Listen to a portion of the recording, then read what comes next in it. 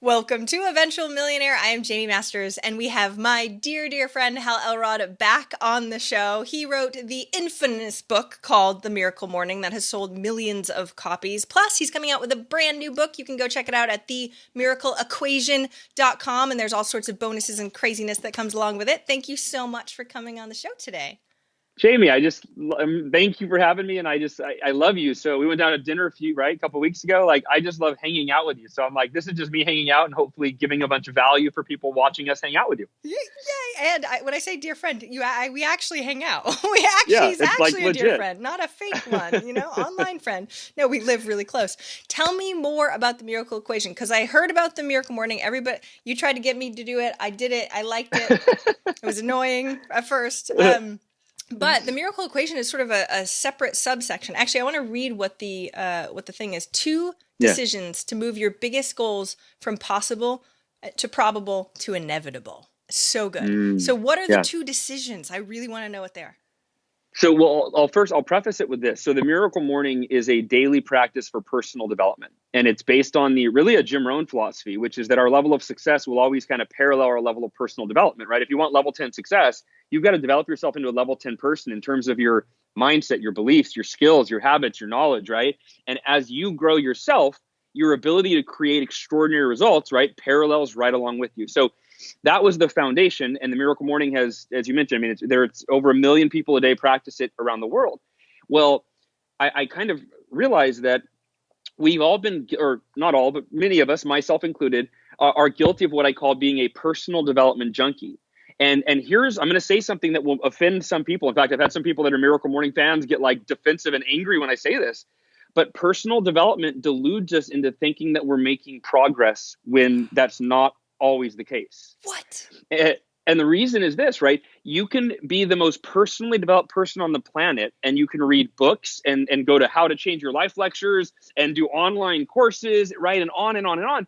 But all that knowledge, it tricks us into thinking, oh yeah, I'm getting smarter, I'm getting better, but that doesn't mean that you're going to actually translate that knowledge into action that's going to move you closer to your goals and dreams. And I think so many of us get guilty of thinking, we read book after book after book, but when we're done reading a book, we don't actually do anything with what's in it except for be like, oh, this is great. This is going to change my life. But wait, I got another book on my shelf. I got to start this one. All we do after we finish a book is read another book. Yeah. Right. So basically, here's the way to frame it is the Miracle Morning is your daily practice for personal development. The miracle equation is the process for goal achievement.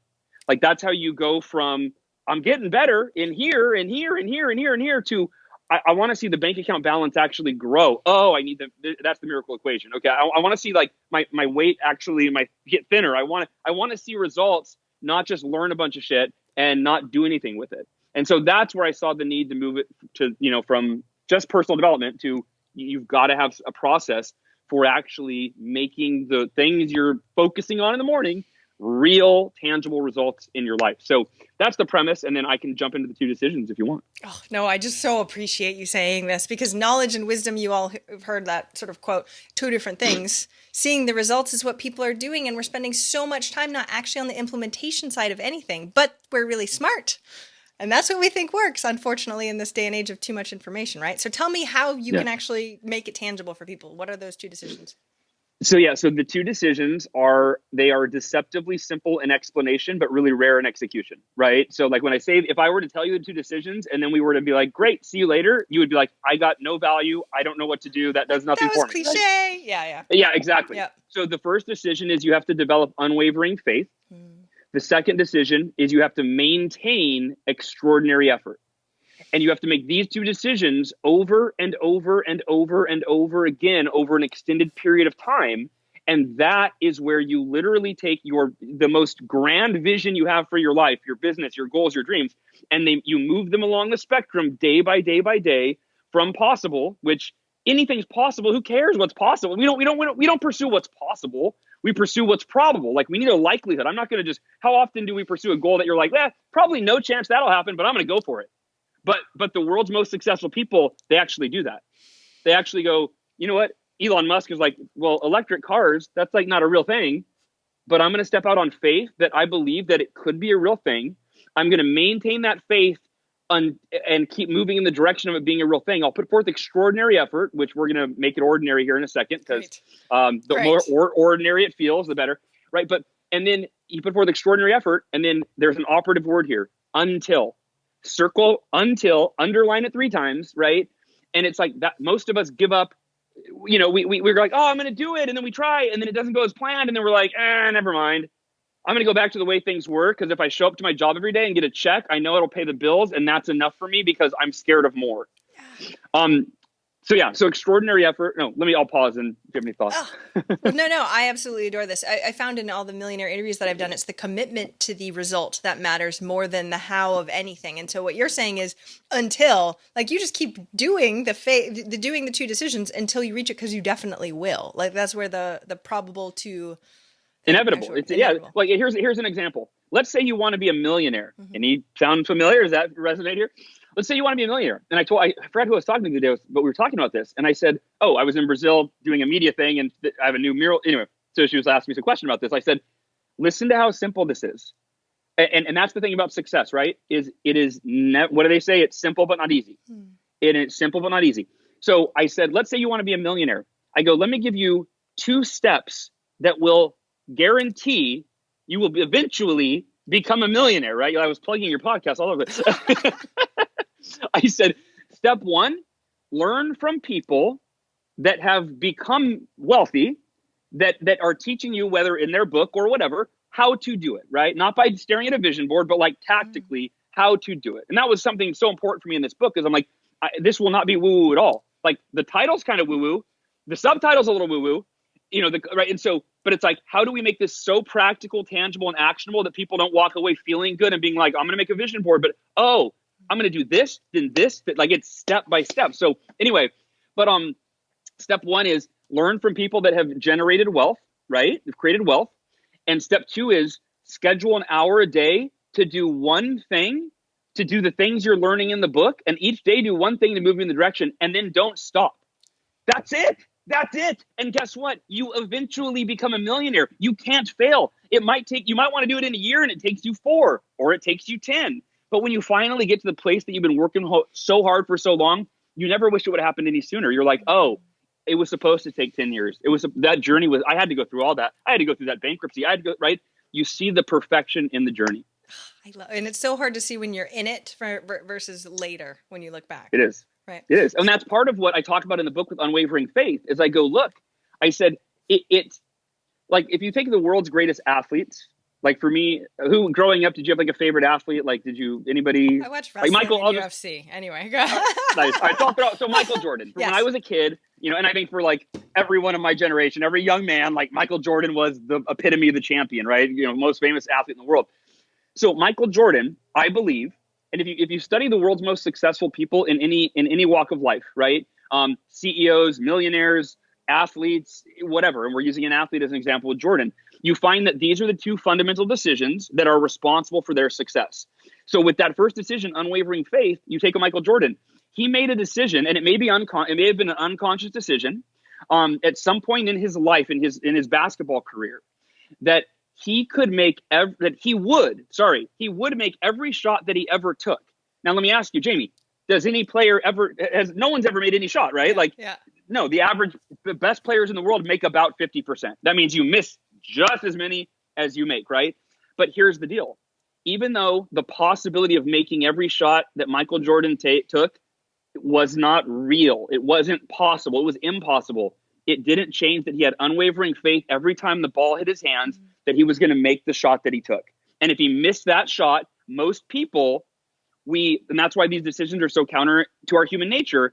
When you miss a shot, and when I say miss a shot, like that's a metaphor for miss any expectation that you're working toward.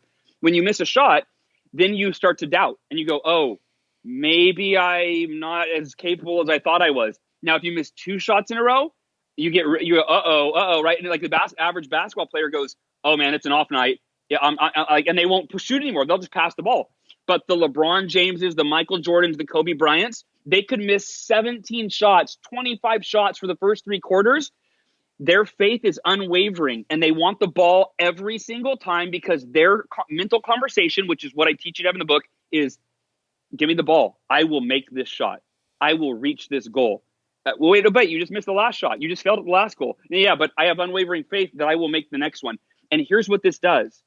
It moves your biggest goals from possible to probable to inevitable, because just like Jordan couldn't make every shot he took, you can't make every goal you set. You're not going to. But when you apply the miracle equation, when you approach every goal with unwavering faith and you commit to putting forth extraordinary effort, you now put yourself in a position to achieve greater things than you ever imagined possible. I love this. And I love this even more because your unwavering faith, since I've known you, is incredible, unlike any other. I mean, you've had cancer, you've had so many things that came up in your life that when I see you, you have unwavering faith. How the heck do we do this? Teach me, please, your wisdom. So when I came up with the miracle equation, the irony in this, like our friend Jordan Harbinger, we were talking today, and he was like, so you're really, Jordan's like, no, doesn't pull any punches. He's like, you're really milking this miracle thing, right? This miracle brand. And I go, what's funny, Jordan? I knew from the outside looking in, they'd go, oh yeah, Miracle Morning was successful, so now you did miracle equation. Like, cool, right? Like that doesn't work. 4-hour work week, 4-hour body. Sorry, just go ahead. That totally works. You should totally do that. But here's the irony. Mm-hmm. The miracle equation existed 6 years before the Miracle Morning was even an idea. It wasn't a book idea. It was something that I created to try to break a sales record. And to put it in context, this means that it was a 14-day sales contest, and I was trying to do something that no one in the 50-year history of our company had ever done, right? So that's pretty scary. Like, not only had I never done it, no human being on the planet had ever done it, right? So you had to step out on faith, right? There was no evidence, only faith. So essentially, it felt like, I was like, this would be a miracle. Like, if I pulled this off, it would be a miracle. And so I ended up, I go into the sales manager's office the day before. I'm like, and I had been spent 3 weeks going, okay, I'm going to sell $20,000 of kitchen knives, right? I'm 20 years old, $20,000 in 14 days. Oh, it's going to be so hard, but I'm going to do it. I'm going to do it. And then our manager drops this bomb and he goes, hey, everybody, I don't know if you know, but the conference got moved back 4 days. We only have 10 days for the sales contest. And like, I raised my hand. I'm like, no. But tell me, like, this doesn't count for the record I'm trying to break, right? Like, I'm getting a pass because this isn't a full 14 days. He's like, Hal, unfortunately, it still counts. I'm like, So I go home that night and I'm wrestling with, what do I do? Do I stick to the goal? Like, it was almost impossible at 14 days. At 10, it's like, it's not even, there's no way. $2,000 a day, like in that industry at that time, it wasn't doable. And then I remembered something that one of my mentors taught me. And he said that and I think this is a Jim Rohnism. He said, the real purpose of a goal isn't to hit the goal. It's who you become along the way, right? And specifically who you become by giving it everything you have until the last moment. And the value of who you become extends far beyond whether or not you reach an individual goal, right? And so I went, wait a minute. What if I just went for it? Like, I actually tried to pull this miracle off in 10 days. And I knew that if I didn't hit it, it's okay but as long as I like legitimately gave it everything I had, like, what would that do for me and who I became? And so I went for it.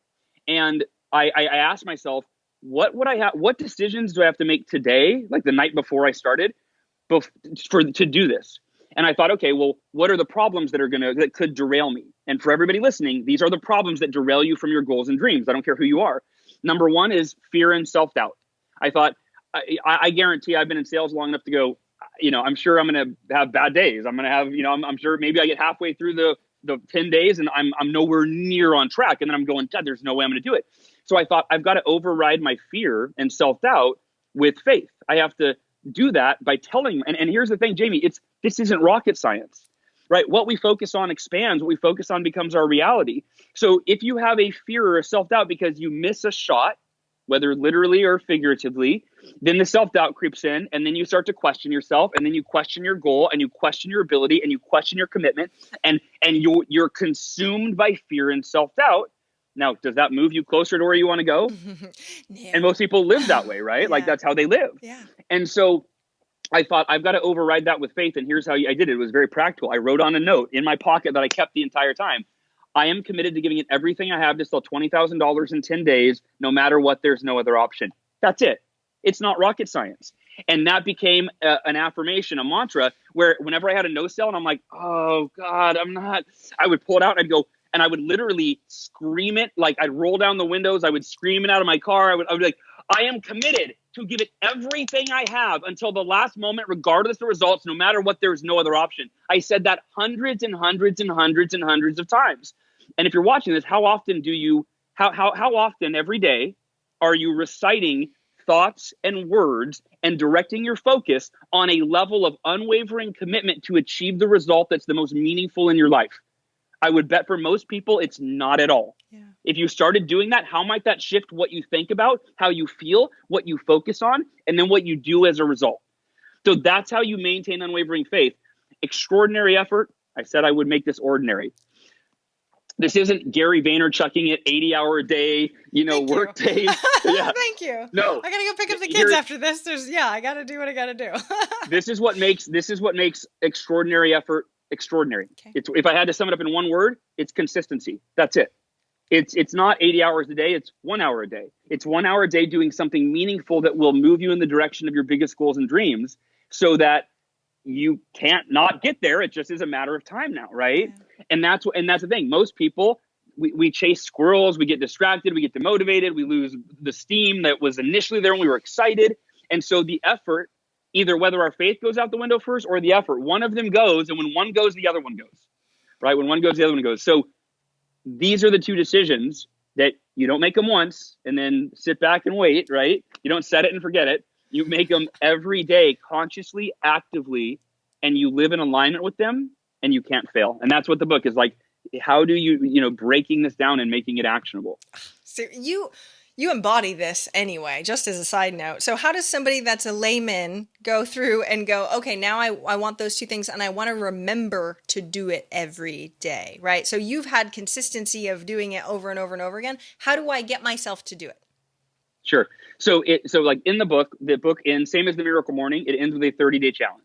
Right. And it's kind of, yeah. And the reason is because, like I said, usually we get to the end of the book and we're like, great, next book, and this book's like, hey, whoa, you're not allowed to not do that. You have to actually implement what you just learned. Right. That's awesome. And so after 30 days, and there's a lot of science on it takes 60 days or 30 days or 21 days to make a habit. Well, whatever, you do something for 30 days. Now it's a part of your world, right? Part of your life.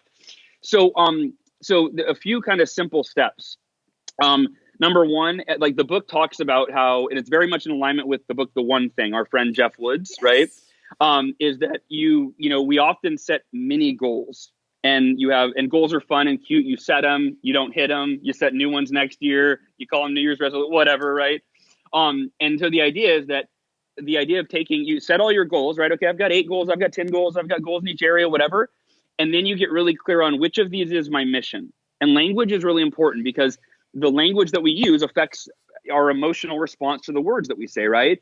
And goals are cute and fun, but missions carry a different weight. Like humanitarian organizations carry out missions, right? The military carries out life or death missions. It's not a goal that we go into the country and don't die. Like, hope we hit that goal. If we don't, though, we'll set a new one. No, if you don't, you die, right? So, but our mission.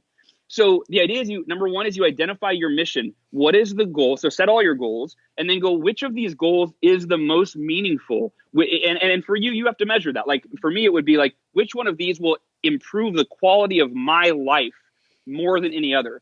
And another caveat to that is, but which of these goals would, by pursuing it with this miracle equation, with everything I have, would enable me to become the person that I would need to be to achieve everything else I want in my life? Like, for me, I was told I would never walk again. And then I decided to run a 52-mile ultra marathon.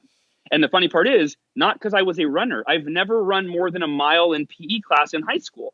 But I literally, this is the reason I went, who would I have to become to run 52 miles in one day? Like, I don't know that guy, never met him. I'd love to not only meet him, but I could become him. That'd be freaking crazy. Because if I became that guy, shit, I could do anything. Like, I don't even know.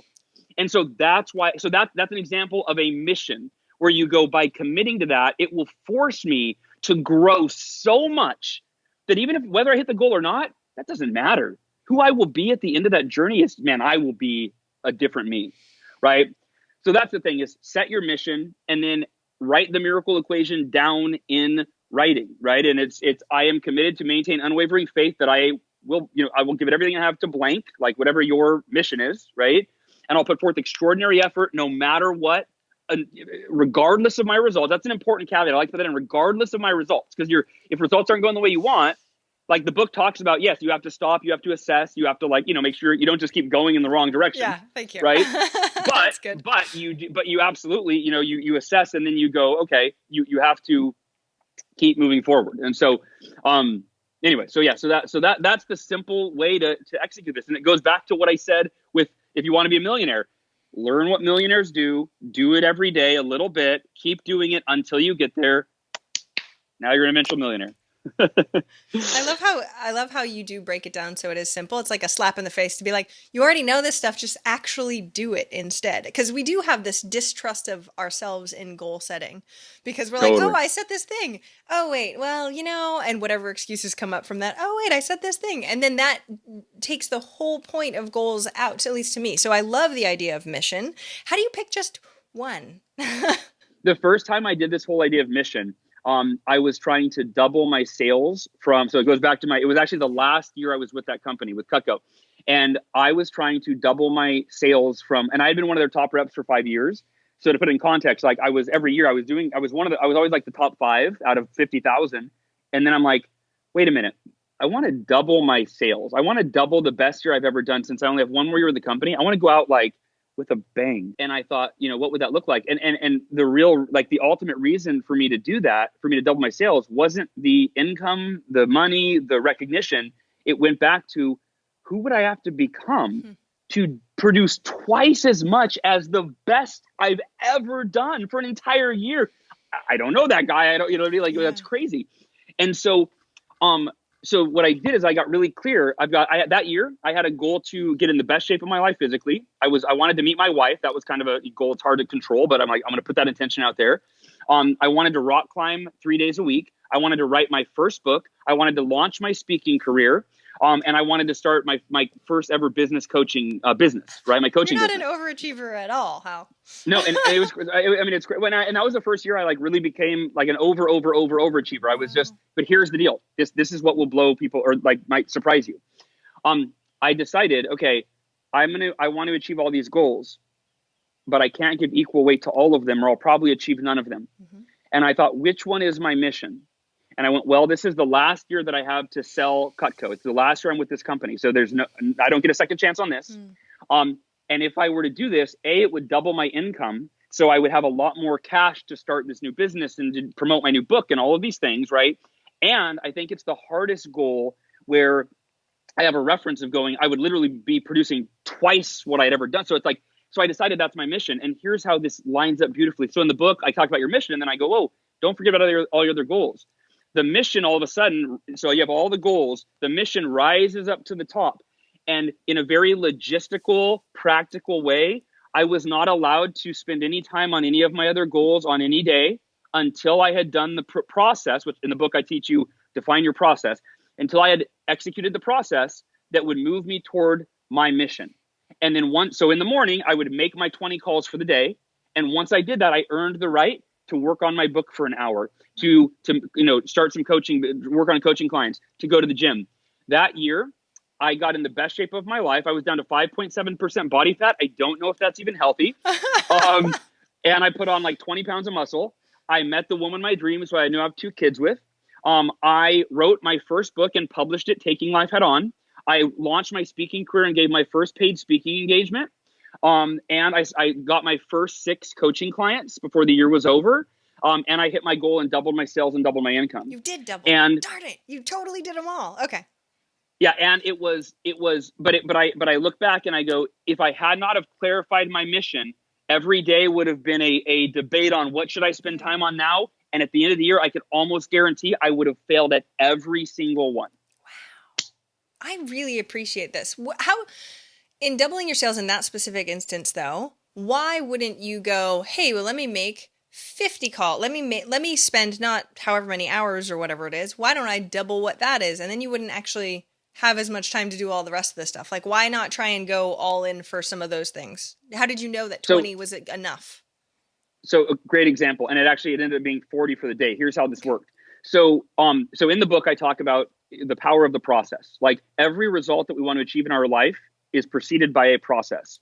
And the process is what's required to not only required to produce the result, but if you define the process accordingly, effectively, it's not just required, but it makes the result inevitable, right? So for example, if you want to lose weight, if that's the result you're after, if you limit your caloric intake and then you increase your cardio exercise every day to burn more calories than you're taking in, unless you have a genetic defect or something, your result is inevitable. You eventually will